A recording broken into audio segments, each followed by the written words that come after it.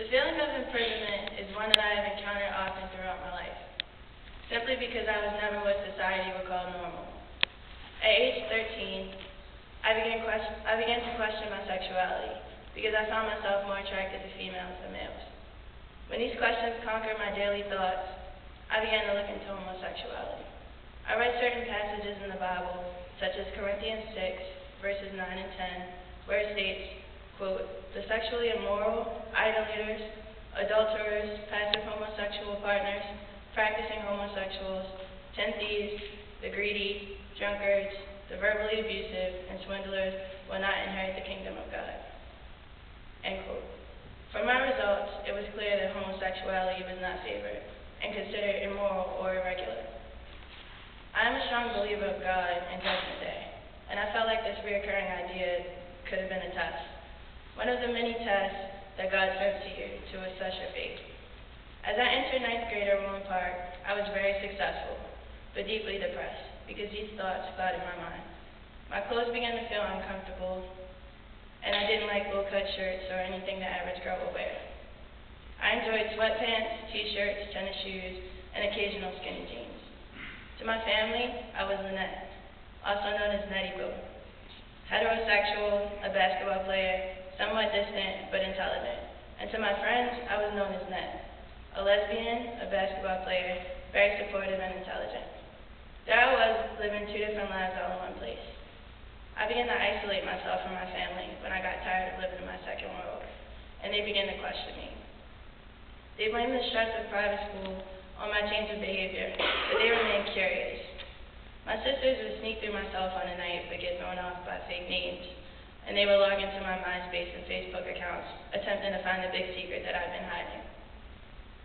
Until I finally slipped up, and I left my cell phone unlocked with text messages. My sisters immediately informed my parents, and then it was the time. Time to come out, or at least that's the term that most people call it. While sitting at a round table, each member of my immediate family staring me in the eyes asked me the same question: are you gay? I knew that this simple yes or no would not be simple at all, and I knew that if the answer was yes, I would be forced to watch 4 pairs of eyes be let down. But I did it. I said yes. Entering my 10th grade year, I felt completely alone. I noticed different treatment from my family. Most dinner conversations now included sarcastic comments referring to my sexuality. And school was something that I usually got excited for, but now I felt the opposite. I wore my clothes uncomfortably to see my family so I would not disappoint them, but I hated being trapped in my body. I wished that I could be the normal girl who loved to wear skirts and bathing suits and love guys, but that just wasn't me. For a whole year I questioned my existence and why God would make me like this. This self-hatred was equivalent to being thrown in a hole with no light and barely being able to hold on. One day I received a text message from my best friend of 12 years addressing the issue. In the message he stated that he will always love me. I guess sometimes you need another perspective from an outsider who won't judge you, but who is open-minded and who listens. I began pouring my heart out to him, and although he has never been in this exact situation, he understood.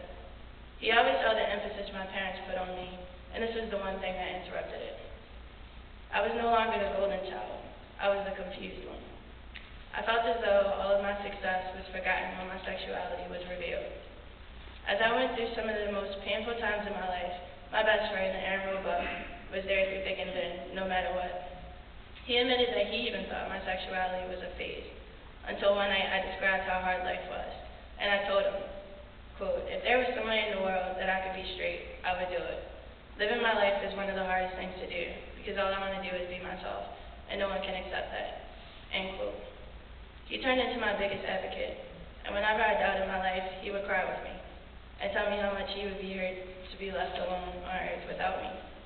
It took 2 years for me to fully come out. I finally began escaping my imprisonment within myself.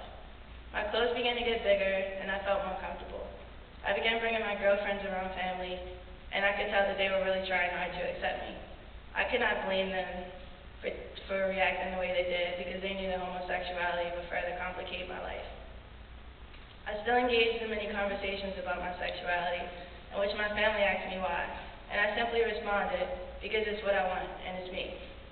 When I stopped lying to my family about my whereabouts and my friends, They began to trust me more, and I started feeling like the old Nettie Boo was back. This summer saddened me because Aaron was leaving for college, and he couldn't save me from myself anymore. Although life was getting easier and acceptance was only but so far away, I had to learn how to be alone. I don't have many other friends, so I knew my upcoming summer vacation would be very important to the school year that was approaching. My trip to Florida this summer was an amazing time for my mother and I, as we were forced to be together nonstop for a week, hang out, and talk to each other. I know missing the first week of my senior year wasn't the smartest thing to do, but I finally feel like my family fully accepts me and loves me for who I really am. Not for what they wanted or imagined me to be, or even what I was trying to be for them. Although my road has been rocky, I'm glad everything is finally settled, and I wouldn't trade anything in the world for that trip to Florida, because I feel like I had my best friend back, my mom. Probably about a month ago was when I escaped my imprisonment. An imprisonment in which I trapped myself into believing that being myself was equivalent to being in jail. My freedom came when I finally learned how to accept and love myself for who I truly am. The prison gates are open, and I can see all the light that my soul blocked away. And as I walk into it, I'm no longer scared or unconfident, but I move forward with excitement to finally explore me, well, to free me.